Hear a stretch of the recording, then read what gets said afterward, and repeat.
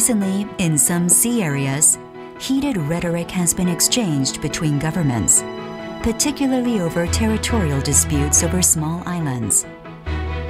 This panel will analyze the current state of the major disputes and the weakest points in the protection of sea lanes of communication arising from these disputes, and then discuss feasible strategies applicable for maritime security in the context of dispute management.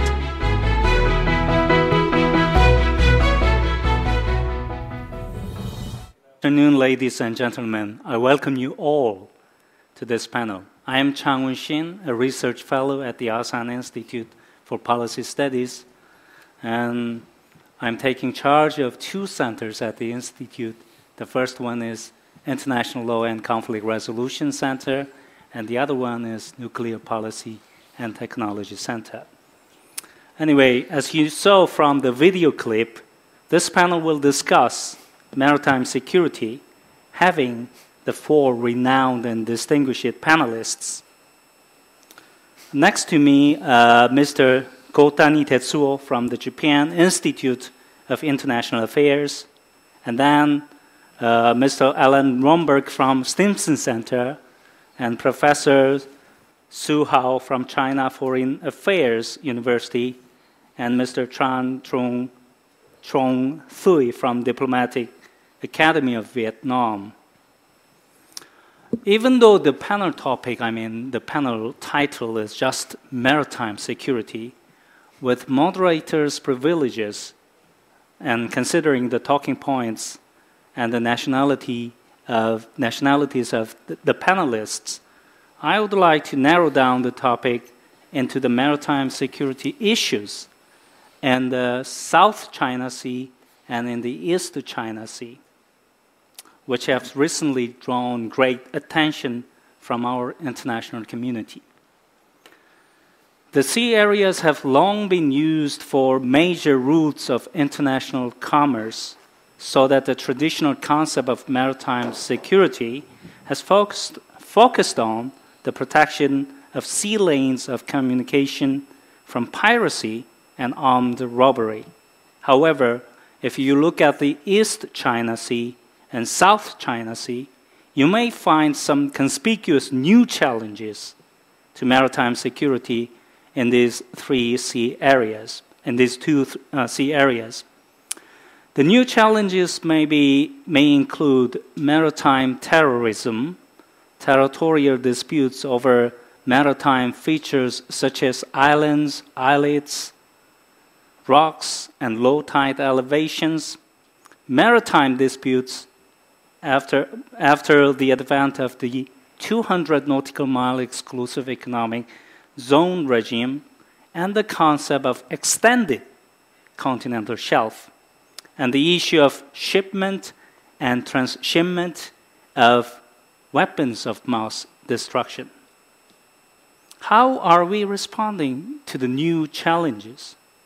There are so many conflicting interests among the regional players, but I would like to put emphasis on the fact that there must be room for cooperation and compromise.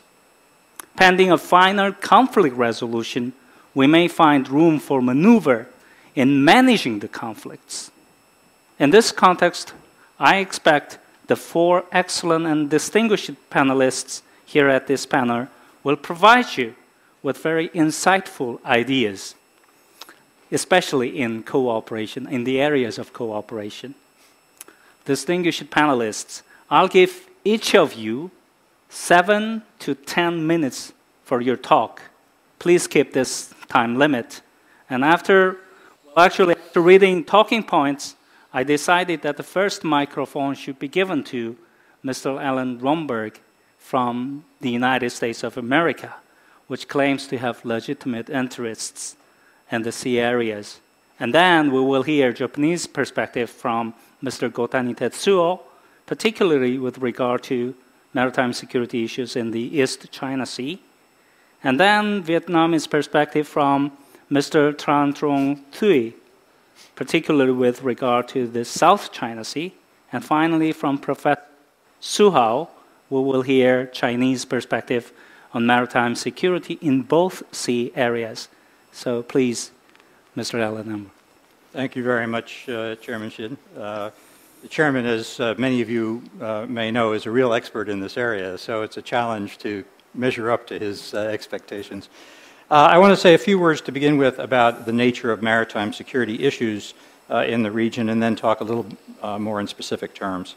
You can look at maritime security issues either as a cooperative venture, where you have common interests against piracy, terrorism, trafficking in people, doing humanitarian assistance to disaster relief, and that I think is something everybody has a common interest in. On the other hand, the issues on security, and also I would argue, frankly, on resource issues, often are viewed as zero-sum in nature.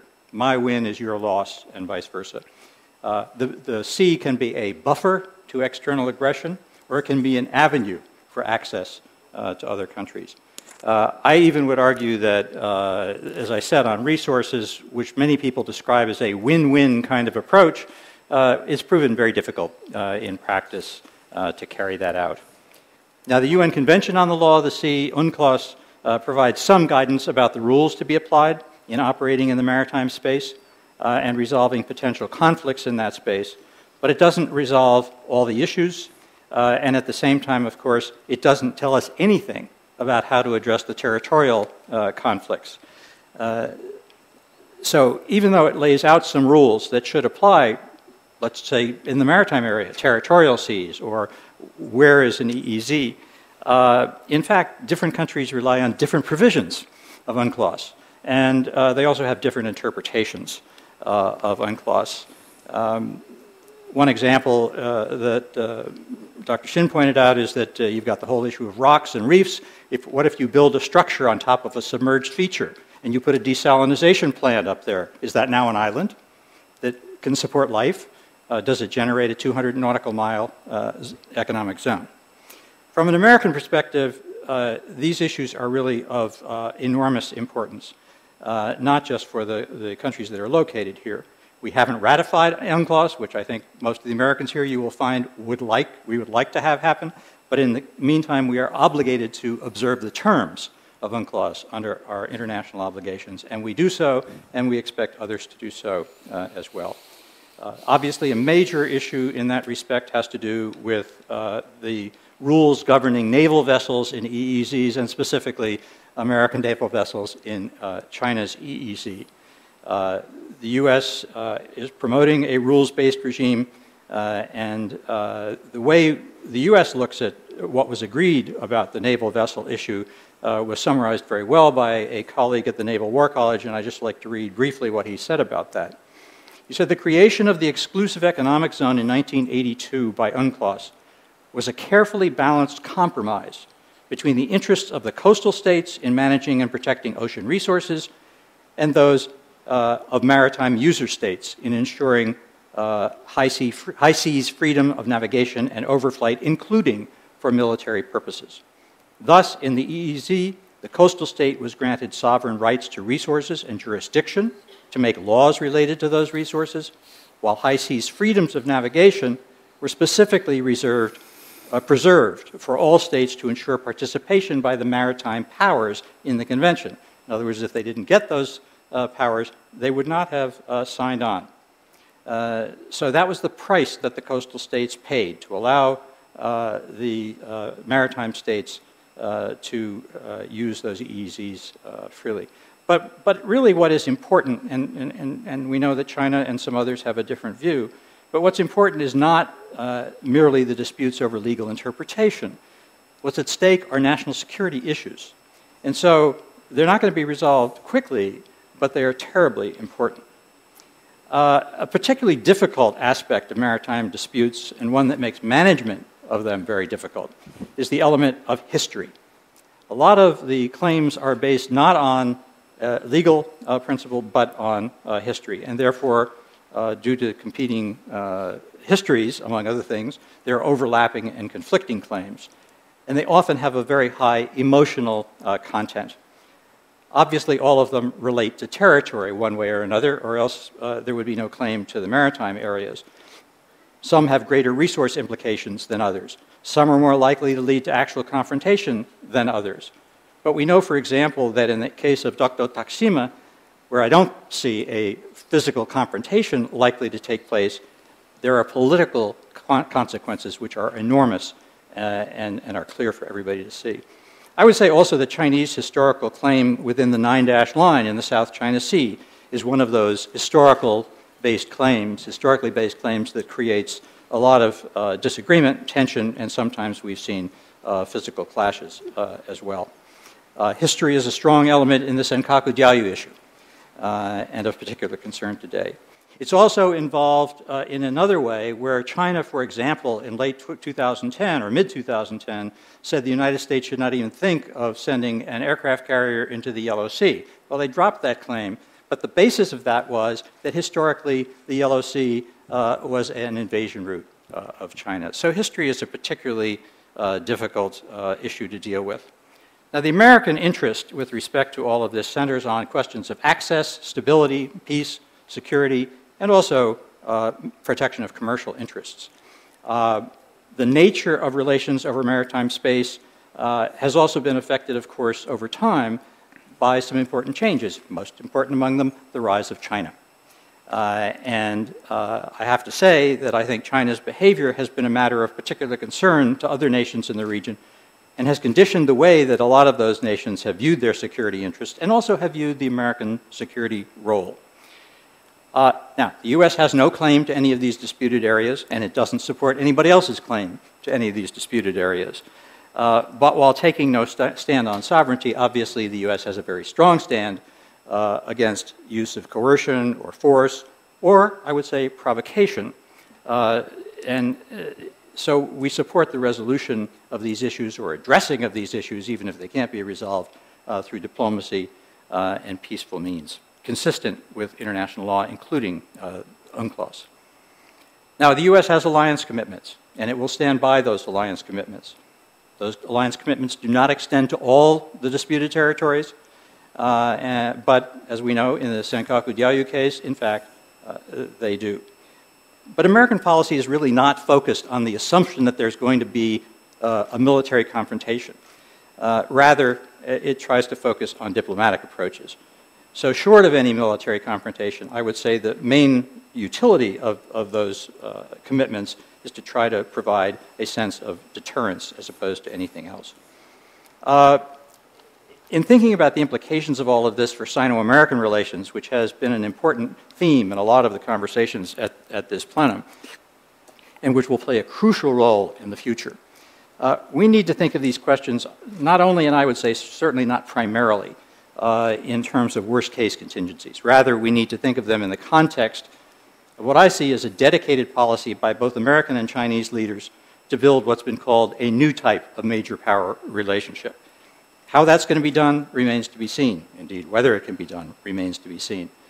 But I think there's very little doubt that how the countries perceive each other's intentions and how they interact with respect to maritime security issues will play a large role in the success or failure of the effort to create this new kind of major power relationship. Just touch on for a moment the North Korea-related issues, the 2010 incidents, the sinking of the Chonan, the attack on Yeonpyeong-do, obviously both had maritime security bases. But we see here in stark relief the fact that maritime space issues have major implications also for peace and security, not just on the peninsula, but in the region. And I want to underscore that in response to that, the U.S. deterrent efforts are also, even though they're directed at North Korea, matters that have also grave implications potentially for China's interests. So while managing maritime security is very complex by itself, involves issues of national pride, power, and prosperity, it also involves and has to be addressed within the context of overall national and regional security and international relations writ large. And that's an enormous challenge. Thank you, Mr. Chairman. Okay, thank you very much. And then, Professor. Thank you very much. Let me provide a bigger picture of what's going on in the Western Pacific and the Asian waters before talking about the East China Sea confrontation. the stability in Asia, especially in East Asia, rests on the balance between the continental power and the maritime power in East Asia. And China and Russia provides the continental power, and Japan and the United States provide the maritime power. And each side cannot project sufficient conventional military power into the realm of the other. So this is why the stability in East Asia has been maintained. But the recent development of the China's naval capabilities is changing this balance, and China can now project more conventional military power into the maritime domain. And the Americans call it A2AD, and Chinese call it counter-intervention capabilities. But the A2AD and counter-intervention both refer to the same capabilities. The largest China's A2AD capabilities is provided by their large submarine fleet, and also the cruise missiles equipped with the aircraft. And those A2AD or counter-intervention capabilities require a wide-range ocean surveillance to detect the enemy approaching fleet and also target those enemy fleets. So here, the concept or the regime of the EEZ makes the situation more complicated. Of course, EEZ is about the economic interest, but some countries regard the EEZs as important for access denial as well. And personally, I call it the territorialization of EEZs. Mm-hmm. And some countries, regard the EEZ as part of their territorial seas and denies military activities by foreign countries. And this is why we witnessed the EP3 incident and the USNS Impeccable incident a couple years ago. So because of this changing military balance in East Asia, I think we have been witnessing the rise of confrontation in the maritime domain. And we have to admit that China is always the center of the maritime conflicts in this region. And, one thing we have to ask is, whether this is a, China's maritime expansion is based on their long-term strategy, or is it, China's opportunistic approach? And, looking back the history, China was always assertive in the East China Sea and the South China Sea back in the 1950s, 70s, 80s, 90s, and 2000s, except the 1960s when China was busy with the Cultural Revolution. And looking at China's behavior, China tries to expand their maritime jurisdiction when the United States was leaving Asia. For example, right after the Vietnam War, China took the Spratly Islands from the Philippines and Vietnam. And China also took the Mischief Reef back in 1995 when the US left the Philippines. So in the past, I think China's assertiveness was very much tactical rather than strategic. But more recent years, China has become more assertive when United States is returning to Asia. So the difference today, from today and in the past is that China is becoming more and more assertive in the context of U.S. rebalance. So this may indicate that China is becoming strategically, counter-offensive to become a regional dominant power. And if so, that will provide a very severe challenge for the regional countries. And so finally, let me talk a little bit about the confrontation over the East China Sea. Let me be clear for the first. China never claimed the Senkaku Islands before 1971. We integrated the Senkaku Islands in the 1895, but China never claimed between 1895 and 1971.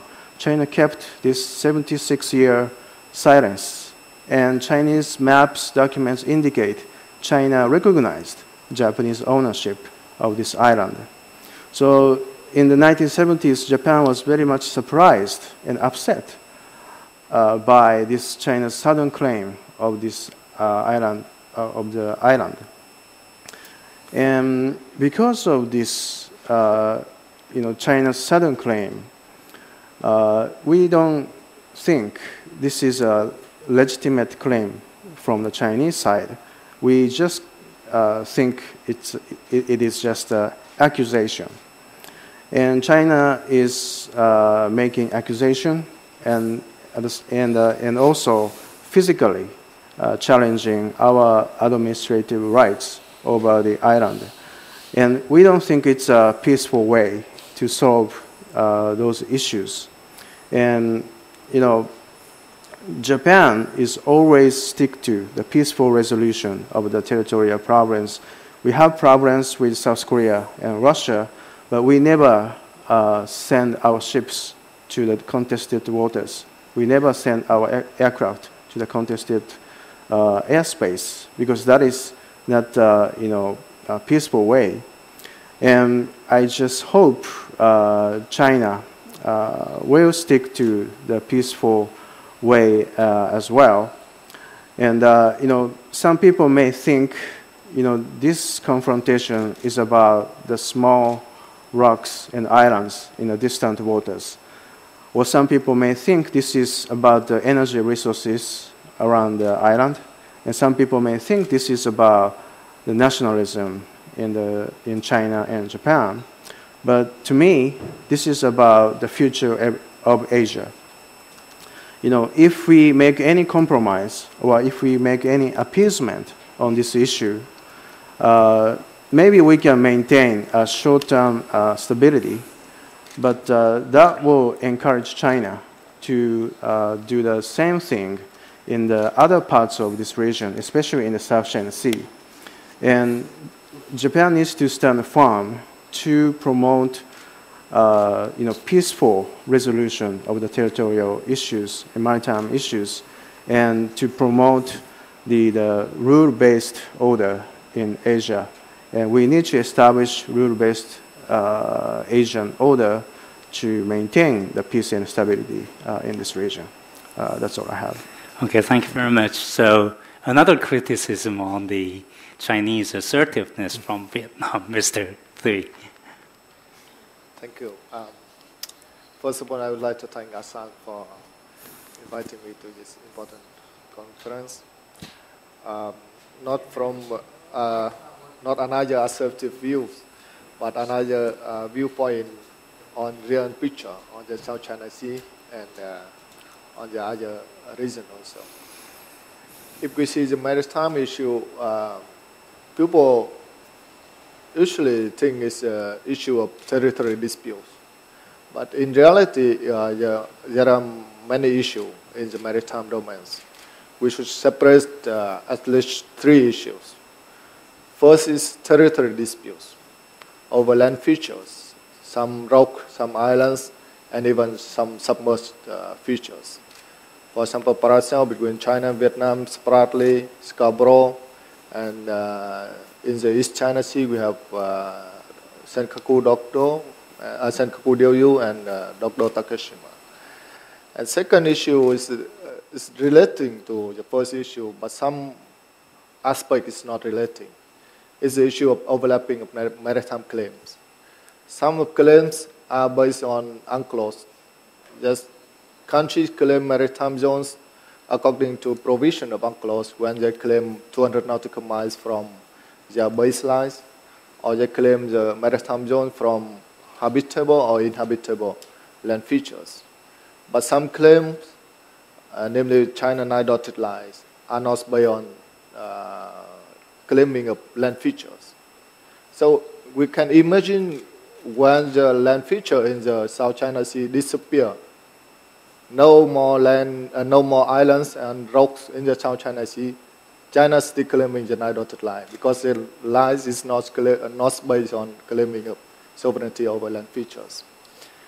And the third issue is relating to the first and second one is the main topic of our section is on maritime security.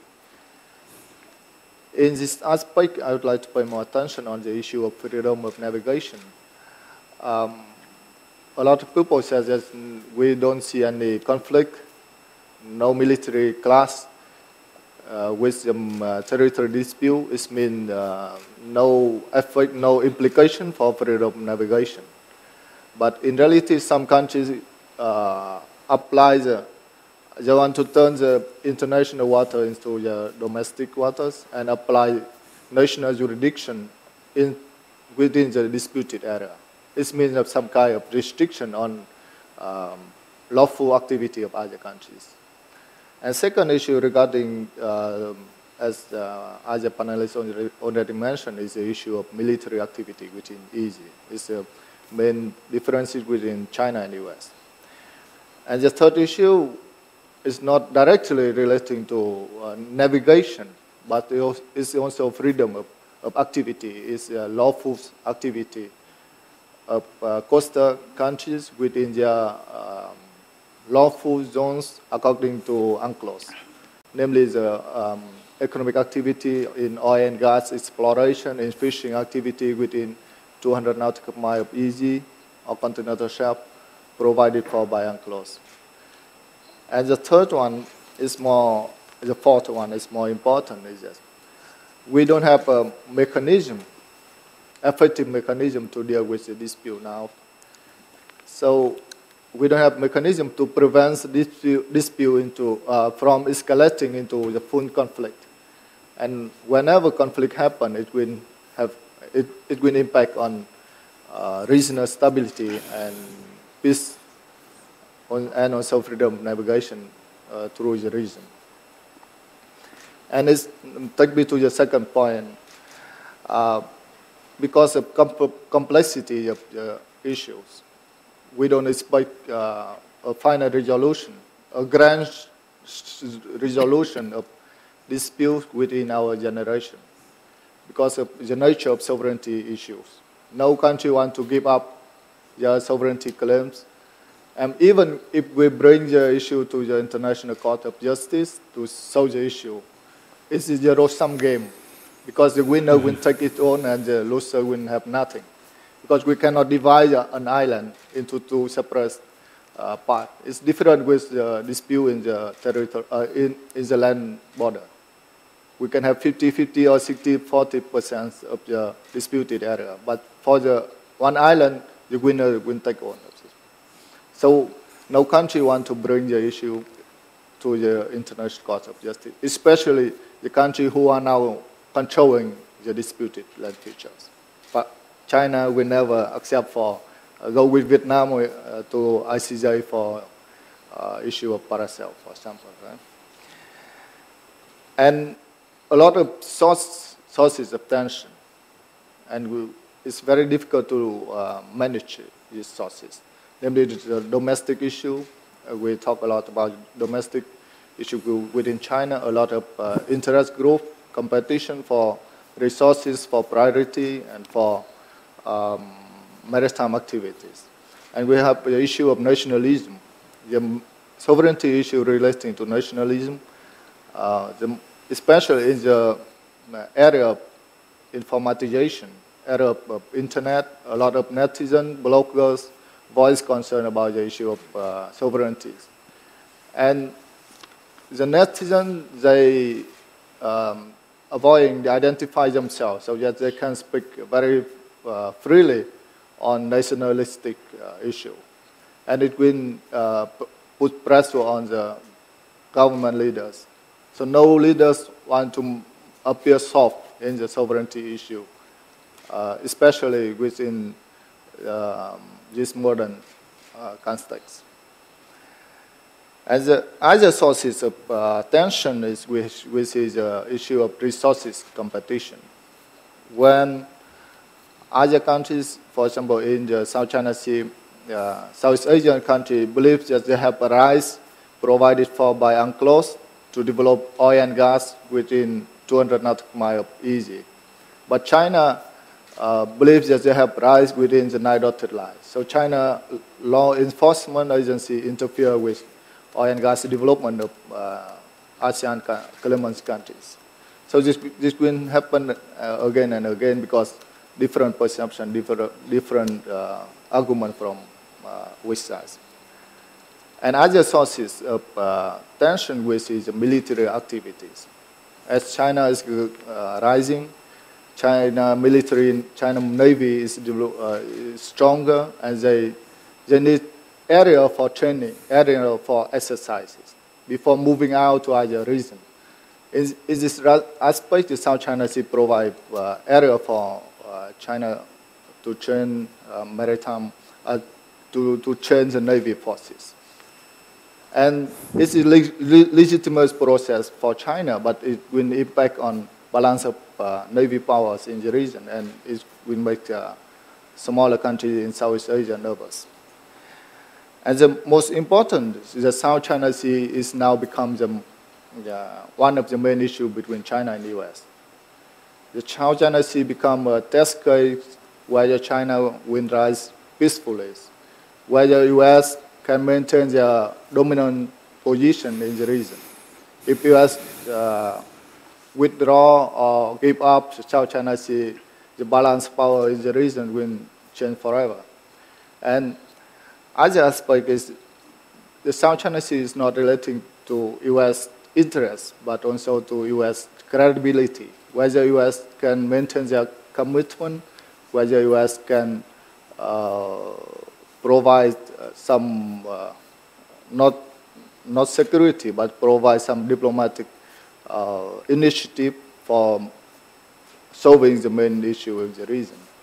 But to tell you short, from my own observation, we see the U.S. has limitation in their approach in the South China Sea within rebalancing strategy or pivot strategy. When U.S. pay more focus on diplomatic, political aspect, and military aspects, but U.S. did not pay more attention on the main aspect of the South China Sea competition is on economic competition and law enforcement competition. The main contest within the South China Sea is between law enforcement agency between claimant countries. And China is very clever in using law enforcement and civilian forces in enforce their claim, and to take control in the region. See the Scarborough incident. And China avoid to use military forces to solve the issue. So it can prevent U.S. from any engagement in the region. So it's come to my third point. We don't have a final resolution within our generation. So the question here is how to manage the disputes. So that the dispute will not escalate into conflict, so that we can maintain the environment for confidence building, for cooperation is the reason. And here's a very important aspect is that we have a disorder at sea. I use the topic of our plenum, disorder at sea, because in the disputed area, either one country apply their domestic legislation, domestic law into the whole area. So we can have an overlapping of jurisdiction. So it will make the situation more complex, more class, more tension between law enforcement agencies from different countries. But at the same time, we have some issues nobody care about it yet, because it's disputed area. For example, protecting the environment, for example, fighting for terrorism or fighting for organized crime. We don't have a mechanism for cooperation among claimant countries, among surrounding countries, to prevent, to fighting for these issues. So here, the need for fully apply UNCLOS. UNCLOS provide a lot of provision for cooperation. And other aspect is we need to create or discuss more on the code of conduct. And in this regards, ASEAN put a lot of efforts in working with China for a code of conduct to manage the dispute, to identify which area we can cooperate, to identify which area we can promote confidence buildings in this region. And this is not for resolution, but it's for management of dispute. So that we can maintain the dispute within the framework, not allow them to escalate into a full conflict. So thank you. Okay, thank you very much. And Professor Su, how could you make a certain counter arguments? Okay, thank you. First of all, I'd like to take the chance to express my thanks to the Asan Institute inviting me to be here. I'm actually came from red China to sit this bright red chair against the bright blue background. Which is the maritime color. Mm-hmm. I do enjoy the atmosphere here, but also facing the challenges from our neighbors. Okay, but I think that as a rising power of China, actually this is natural phenomenon. So for Chinese, we should to get used to such kind of phenomenon. To challenge our ways of development, peaceful development. Regarding this topic, because I have prepared some broader, talking points. So maybe our colleagues already have the specific talking about the East China Sea and South China Sea issue. I'd like to broaden a little bit more about the issues of maritime security. So I'd like to talk something about the maritime security in East Asia. Try to find some common ground amongst us within East Asia and also the Pacific Rim, and also to address some kind of issues or problems among us. So I'd like to take the 3 points in my talking. First of all, I would say that regarding the maritime security issues, we think that our East Asian country and broadly the Asia-Pacific country or the country around the Pacific, we share the common ground security interest and the common ground economic development interest. Because I think that's, traditionally, the Pacific is so-called the ocean is the Pacific. This is not just on our own wish to maintain the peace and the stability over the Pacific, but for our own nation. After the end of the Cold War, we say that we have the era of the peace and development. So I would say that almost all of our countries around the Pacific do hope to maintain peace and stability over the Pacific, especially in the East Asia Sea. So I think that this is the common ground for all the countries around the Pacific, and especially in East Asia. China, Japan, Vietnam, or some other claimants around South China Sea also will share common ground for maintaining peace and stability as our long-term goal, and also there's ad hoc interest for us. And so this is the first point within this number 1 arguments. And the second point, I would argue is that regarding the maritime security in East Asia, we should have the longer historical approaches to understand the issues over maritime affairs over the Pacific and the East Asia. I would argue that if we take the historical approaches to understand the maritime security in East Asia, we say that we have the Asian tradition, to utilize the ocean or the seas in East Asia as a platform for the linkage among nations in East Asia.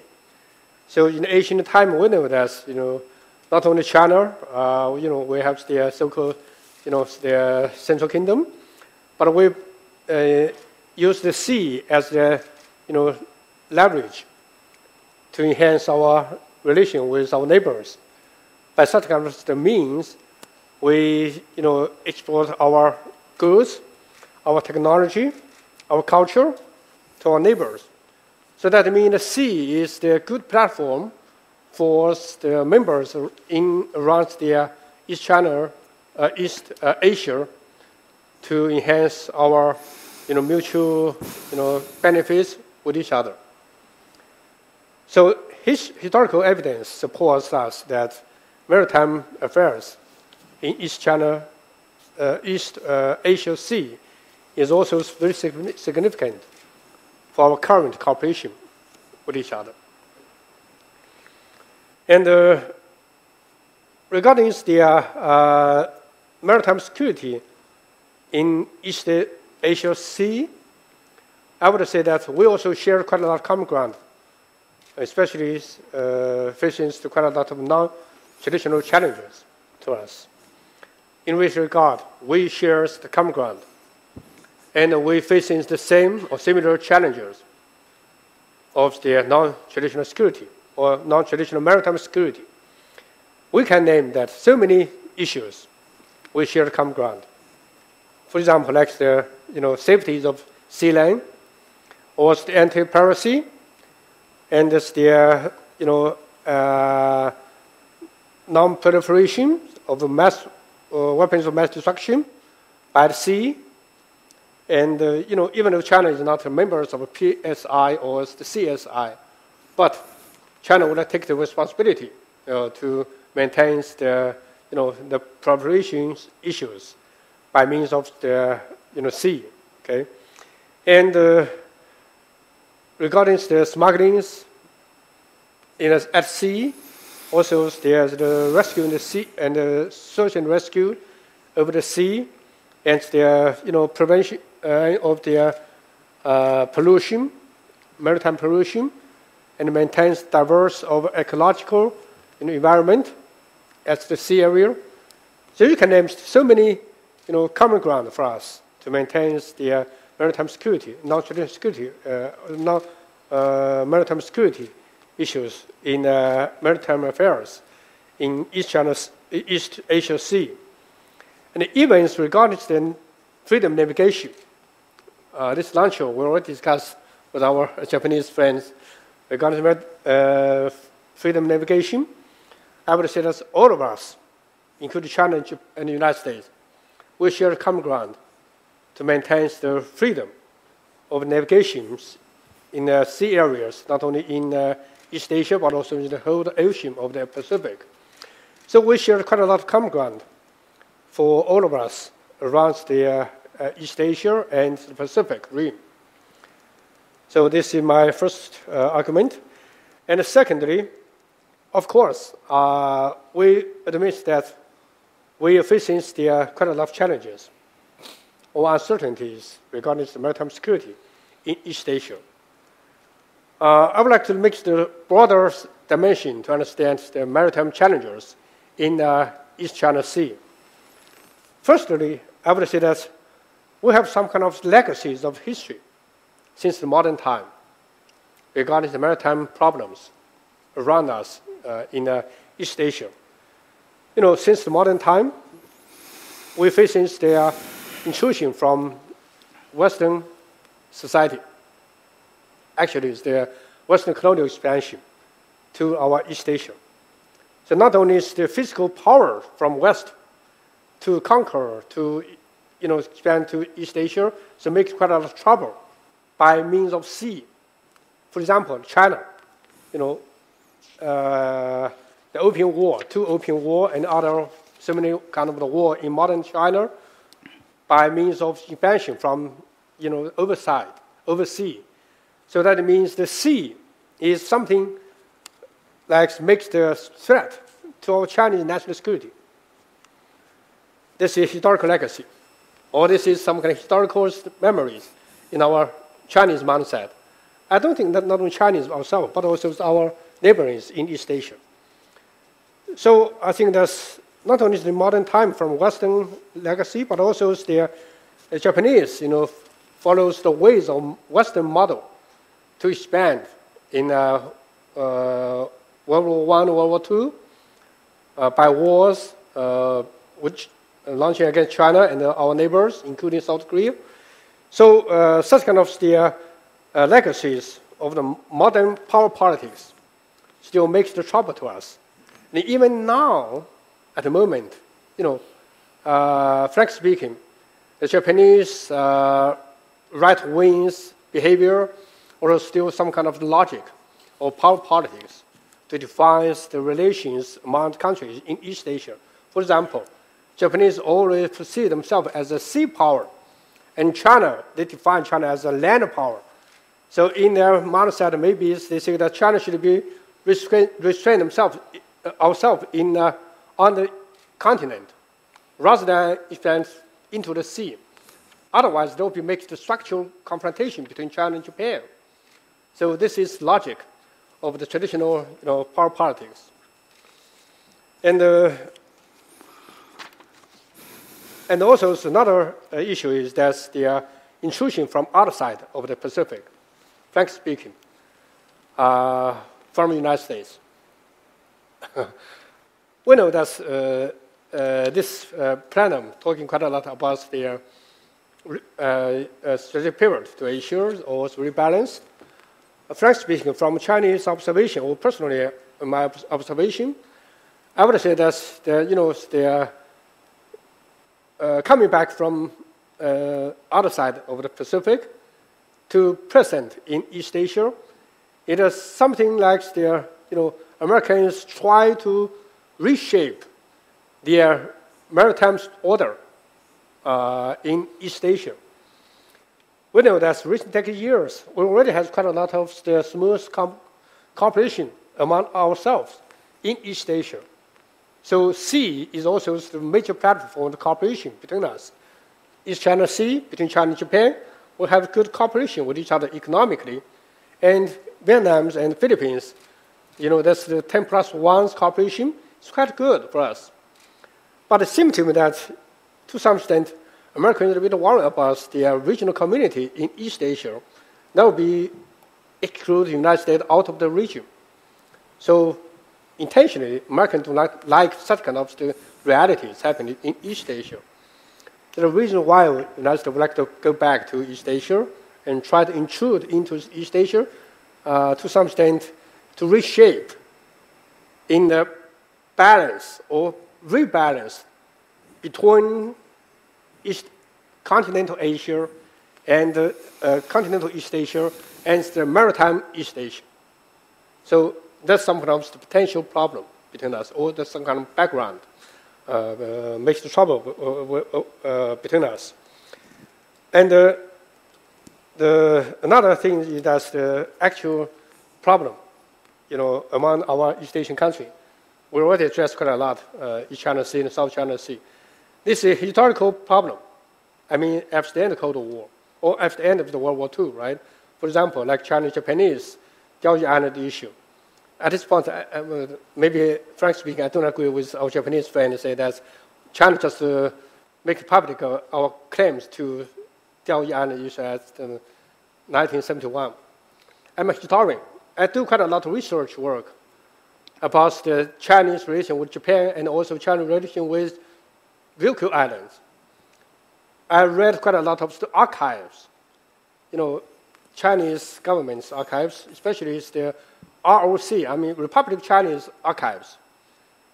At the end of World War II, Chinese government already discussed quite a lot about how to manage the Ryukyu Island issue and also to make the difference between the Ryukyu Island issue and the Diaoyu Island issue. So there's the archives, give evidence, support of Chinese. We're already aware that we have the sovereign rights over the Diaoyu Island issue after World War II. Okay, so I think that's Diaoyu Island issue and the South China Sea issue. We, such kind of issue lasting years.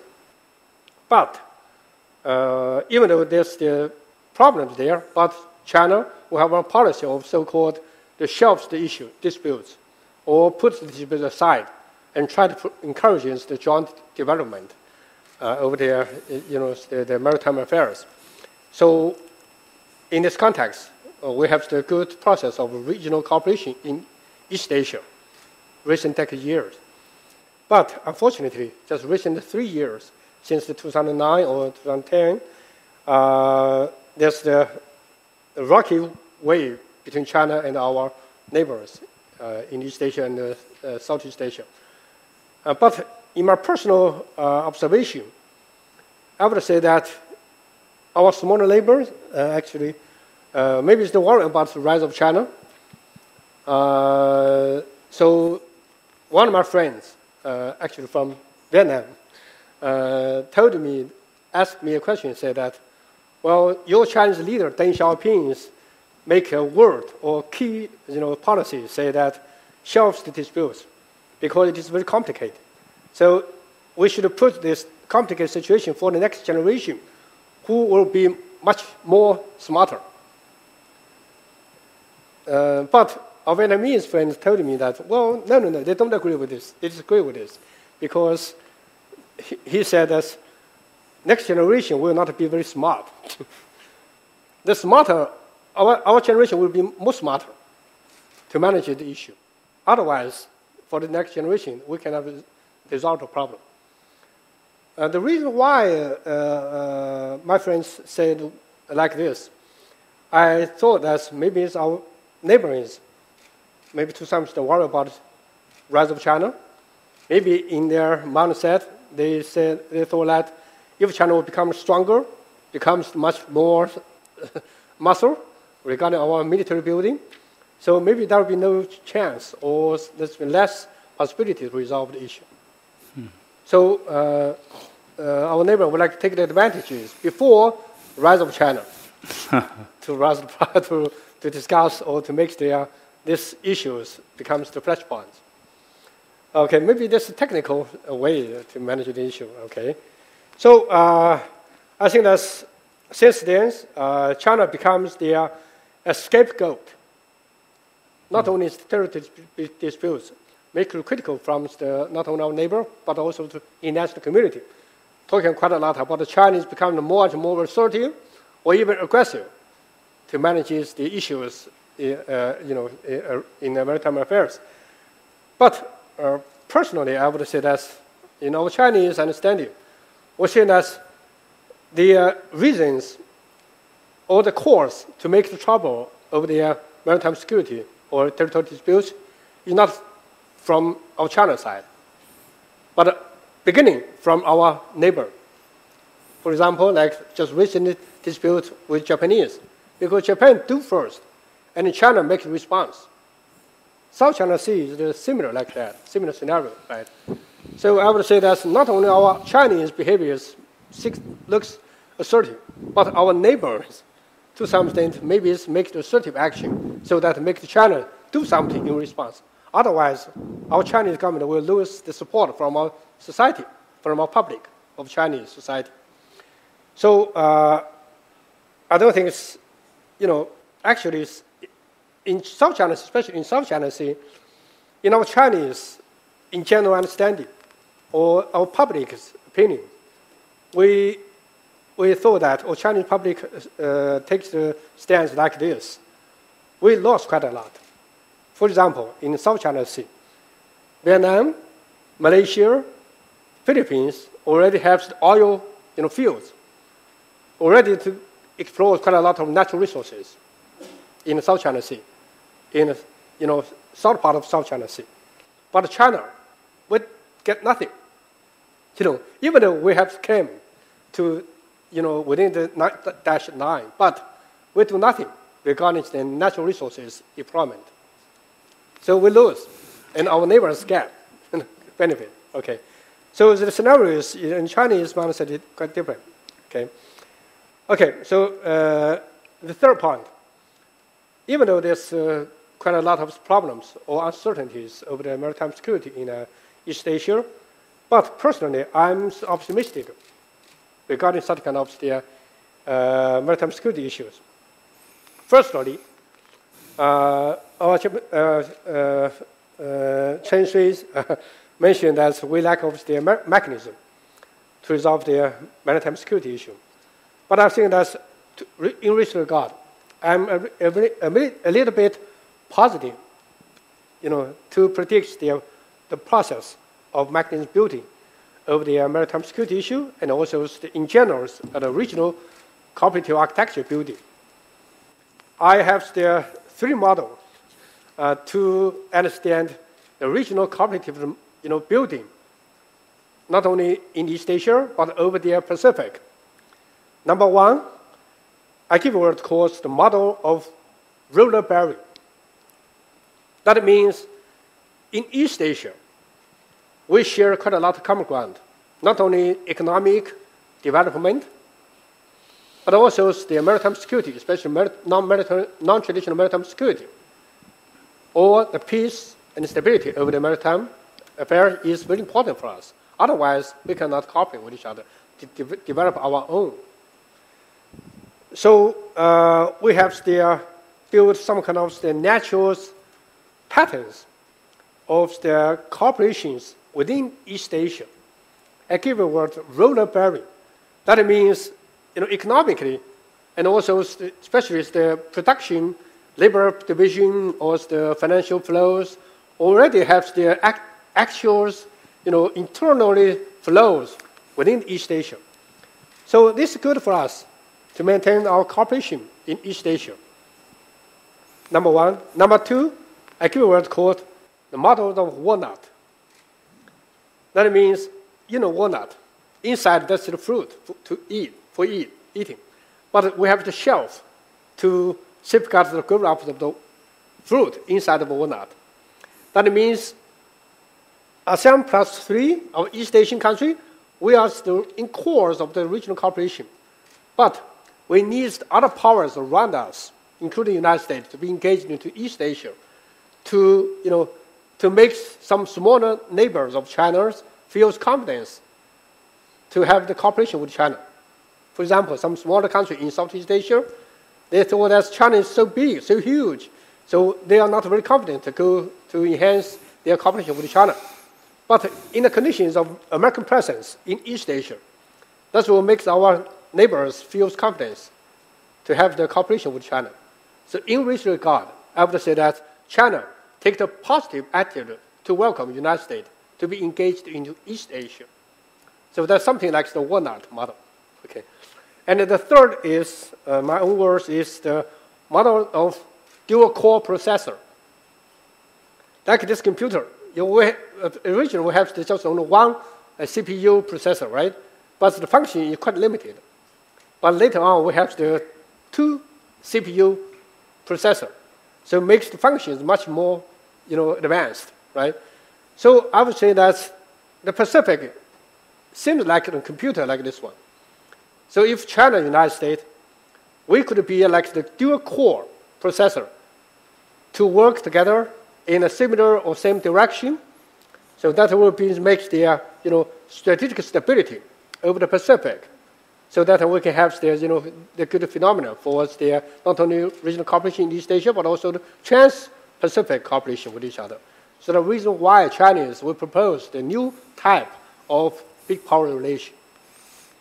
Okay, and Professor, could you wrap it well, okay, because so we are running out. Maybe just 2 words. Okay, one word is for the regional cooperation. we should change our mindset of power politics, land power and sea power. I would say land power and sea power could, have converged with each other in maritime affairs. And number 2, I would say that territory disputes in East Asia is not, decisive factor to determine our relation in East Asia. I would say it's just a minor issue. Regarding the regional cooperation, regional peace and stability and development, the territory dispute is just minor. So I think that if we enhance our cooperation, like the water goes up and the rock just covered inside of the water, so that makes the peace and development all among of us. Okay, thank you. Okay, thank you very much, yes. So we just have 15 minutes, I think, yes? So I would like to open up the floors. Okay, yes. I'm Doug Paul from the Carnegie Endowment. In jurisprudence, the statement is often that bad cases make for bad law. And if you look across the Eastern or the Western Pacific, you see a lot of bad cases with claims and counterclaims, allegations and counter-allegations, upholding rules in some cases and reinterpreting the rules for selfish purposes in other cases. I'd like to focus on the point that Mr. Kotani made in his presentation, which I'm hearing from a wide range of Japanese, which is that we are now at a point where if we succumb to Chinese unilateral changes in the status quo, we will be reaching, and he did not use these words, but others have been using them in other contexts, a kind of Munich moment where aggression will feed further aggression, and therefore we must stand the line. And yet, as I say, these are all bad cases where it's hard to explain to publics why you would put up a front. I'd like to get the panel's reaction to the question of whether or not this is a moment of testing testing whether China is truly being aggressive or not, and then ask the further question, if we put that test to China, what consequences can we expect? Okay, another questions? Yes, over there.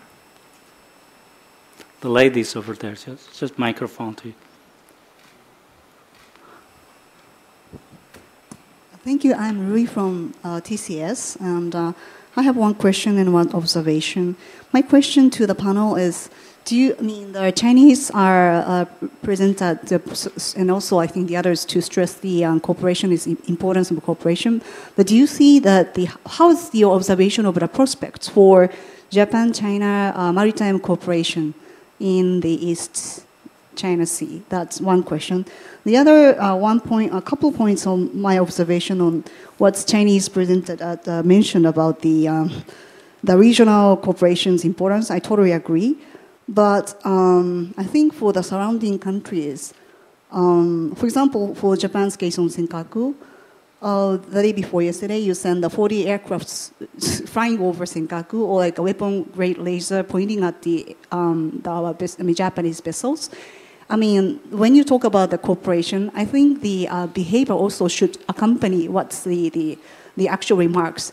That's the reason why. And then actually, so far, I have to say, Chinese has been very aggressive in terms of maritime patrol, or like using the somewhat aggressive grade of the measures into the patrol, and then in the South China Sea and in East China Sea too. So how is it going to change? Or if China cares so much about the cooperation, do you think the Chinese actual behavior on the maritime affairs will change?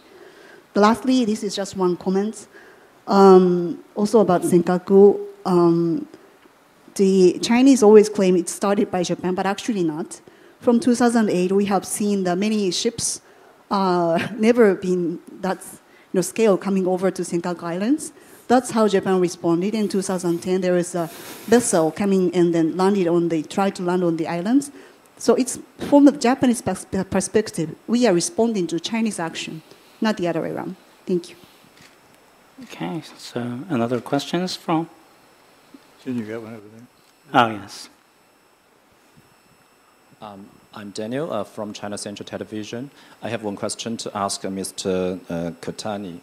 It is very clear. It is also very clear because I just listened here that the lady said that the Chinese government is more and more aggressive. But I think it is also very clear for the current Japanese government is very, very aggressive and strong on the controversial issues. So do you think it will be a negative factor in influencing the regional instability, the stability? And do you think what's the basic reason for such kind of aggressive behavior? It is basically because of the internal political consideration, or it is because of the support from the United States? Thank you. Okay, any other questions? I think the questions normally, mostly, yes, directed to you. So with moderators' privileges in order to raise up the tense of the discussion just for the sake of debates, I would like to make some provocative questions, each of you. First of all, I would like to ask to Alan Romberg, Mr. Alan Romberg. Well, what would be the ultimate goal of the United States intervention in the South China Sea in the name of the freedom of navigations? Well, Hillary Clinton claimed that U.S. has the legitimate interests in the South China Sea in order to protect freedom of navigations. But some of the coastal states in the South China Seas are concerned about that the U.S. interpretation that, well, freedom of navigation includes the freedom of military survey. So, well, some people might argue that the ultimate goal of the U.S. intervention would be the containment of China. So, can you explain what would be the ultimate goal of the U.S. intervention in the South China Sea? And my second question is directed to Mr. Kotani. That's so. You mentioned the future of Asia, so it's very important and explaining, well, the security aspects in East China Sea. But if you look at the Chinese proclamation about the Okinawa-Shima, I mean, well, Japan proclaimed exclusive economic zone as well as extended continental shelf around Okinawa-Shima, just king-sized bed, well, reef. But when claiming easy and extended continental shelf around this Okinawa-Shima, do you, well, think of a certain implications for security for the sake of Japan? And another question is directed to Mr. Thuy. You mentioned code of conduct, and the code of conduct is devising a dispute settlement mechanisms. But one of the interesting factors that Philippines brought the case with regard to South China Sea to the arbitration. So this is kind of adjudication process. So devising a different mechanisms for dispute settlement, well, one of the members of the ASEAN, Philippines, brought the case to the adjudication. So would this be a source of tensions, or, well, does your government have the intention to follow such kind of method of dispute resolution? And my last question to Mr. Professor Su-Hao. Well, actually, Mr. Kotani mentioned the concerns over the rising Chinese naval power. So you have fought against, well, United States military survey vessels such as Boldwich and Impeccable in the South China Sea. However, if you grew up, I mean, well, your capability of naval vessel and Navy grew up enough to do military survey in the South China Sea, do you, well, oppose the interpretation that freedom of navigation includes military survey? Or do you just, follow the precedents of the United States in the South China Sea? They are very provocative, but yes, I'll give you some questions, including the questions from the audience as well. That's all first. Okay, I'll try to be brief. First of all, China's maritime strategy is called offshore active defense, which means Chinese Navy will maintain a tactical offensive and strategic defensive. But the active defense also indicates that China will take a strategic counter-offensive at a later stage when appropriate time comes. So this is why I asked whether or not China is now changing from strategic defensive to the strategic offensive at this moment. And I think the Senkaku issue is one of the tests to know the answer. And China's assertiveness in the East China Sea started in 1992, actually, when China enacted the law on the territorial seas. And in this law, China, for the first time, included Senkaku as their territories. And after that, China started to send ships and activists to the vicinity of Senkaku Islands. And in 2010, China enacted the Islands Protection Law. And under this law, the Senkaku is now under the Chinese state ownership. So in that sense, China finished nationalization of this island in 2010, before we purchased the island last year. So this is why we think China's creeping maritime expansion is a problem, not only for Japan, but for the other parts of the world, other parts of this region. And Okinawa Torishima is always above the sea, even at low tide, and we believe it is an island, so we can still claim the EEZ and the continental shelf. And as for the security implication, because the Okinawa Torishima is right between the Taiwan and Guam, so this is going to be a primary military theater when we have a conflict over the Taiwan Strait. So as long as we maintain this island, we can at least deny the scientific research by China. But China, in any way, conducts the scientific research around that island. So I do see a strategic implication for the Okinawa Torishima. And finally, over the Abe administration, I hear lots of aggressive remarks and rhetoric, but I don't see Japan has been taking any aggressive action in East Asia. So, and the Japanese people don't support if we take any aggressive action in East Asia. Okay, I'm sorry, but I have not wisely managed the time. So, the questions to Professor Su Hao from the audience, please, yes, answer. Okay.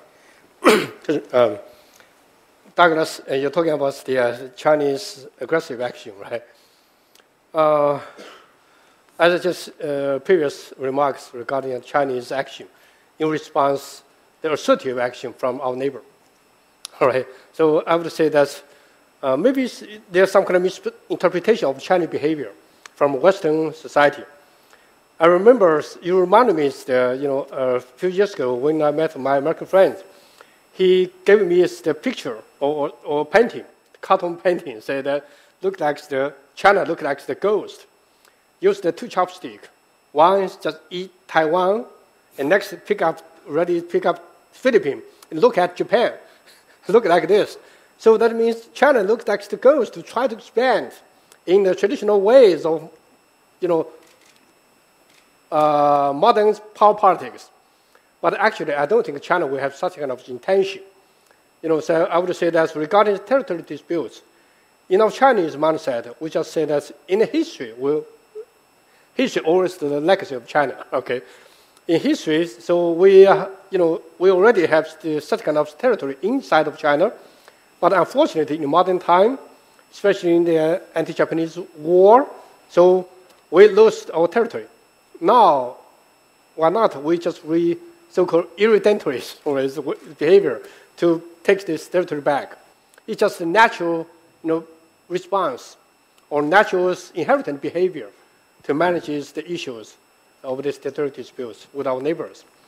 So this Chinese mindset or image of ourselves. Yeah. Regarding the cooperation between China and Japan on the maritime security, that's true.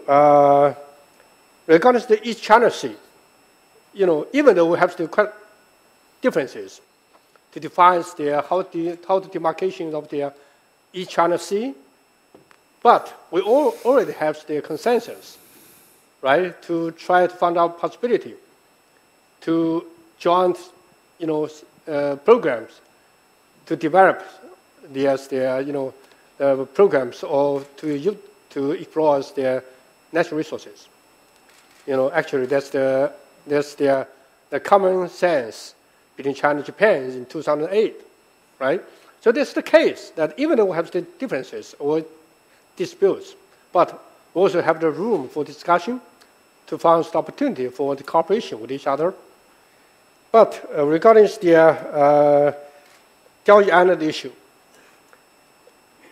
as you all know, that's just recent 1 year or since the last September, because the Japanese tried to nationalize the Diaoyu Island issue, so provoked the Diaoyu Island issues to the outside. So our Chinese, we have to do something to respond the Japanese behavior of nationalization of the Diaoyu Island issue. That means Japanese side already changed the status quo. So make the China do something in response. Otherwise, China, we cannot get support from our own society. And now, I would say that if at the moment, Chinese opens the door to the Japanese, we say that if Japan just, ready to discuss the issue with China, the ball is on Japanese side. So I would say there's still possibility for the possible, management of the Diaoyu Islands issues or the tensions over there between our two countries. Okay, thank you very much. And then final remarks from Alan Romberg, Mr. Alan Romberg. Okay, I'll be quick. You don't have to be answering my questions. Just okay. answer. But Doug Paul raises a very important question. That is, are we seeing the beginning of a trend, or were there special circumstances about both Huangyan and the Diaoyu issue? We don't know the answer to that. But at the very least, I would say what we know is that if there is a situation, and the question is who struck first, that's a very difficult issue to wrestle with. But if there's a situation that provides an opportunity, we've seen China twice now in the last couple of years take advantage to change the status quo and to use coercion, force, whatever you want to call it, not military, but nonetheless power. And so I think it's, at a very minimum, it's concerning and it's worth paying attention to, but it's also worth talking to China about, I would say. And I'll leave your question because I think we're being told we have to leave. And then the final remarks from Mr. Thuy. Yes, regarding to COC discussion, your COC discussion is for dispute management, and bring the issue to arbitration is the issue of dispute resolution. It's parallels. It's not exclude. It's gather. And I don't think that the Philippines using the peaceful means is makes the situation is more tension. But it's in Philippine rights to use every peaceful means provided for by international law to manage the issue. And for Vietnam, I don't speak for Vietnamese government, but I think Vietnam don't exclude any peaceful means to resolve the issue in the near future. And it's very important question regarding to whether the Munich moment in the maritime domains here in the South China Sea and East China Sea. We see China is very clever in applying so-called creeping expansion.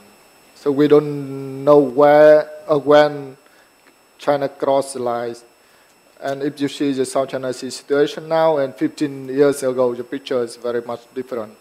And we can expect 15 years from now on, it's going to be different again. The status quo was changed many times. Okay, thank you very much. Well, actually, I agree with you on the point that law messed up everything. Okay, thank you very much. Yes, this is the end of this session.